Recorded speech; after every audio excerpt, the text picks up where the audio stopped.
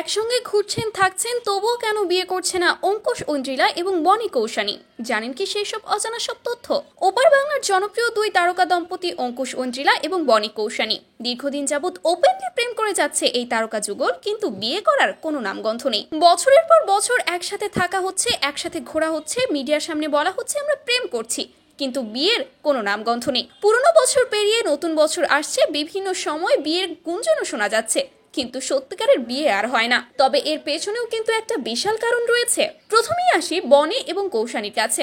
সম্প্রতি একটা ইন্টারভিউতে এই তারকা যুগল জানিয়েছে এখনই তাদের বিয়ের কোনো প্ল্যান নেই, আরো কিছুদিন প্রেম করবে, নিজেদের নিয়ে আরো ভাববে, নিজেদের ক্যারিয়ার আরো শক্তপোক্ত করবে, এরপরেই বিয়ে নিয়ে ভাববে তারা। তবে এর মধ্যে যদি মনে হয় সম্পর্ক আগানো যাবে না, তাহলে আর আগাবে না।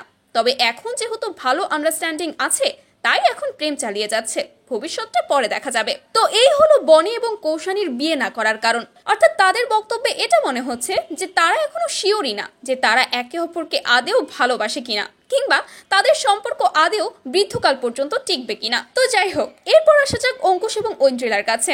এদের দুজনের সম্পর্ক প্রায় এক যুগ হয়ে গেল, কিন্তু এখনো বিয়ে করার কোনো নামগন্ধ নেই। এমনকি তারা বিয়ে করবে কি করবে না সেটার মিনিমাম হিন্ট পর্যন্ত তারা দেয় না।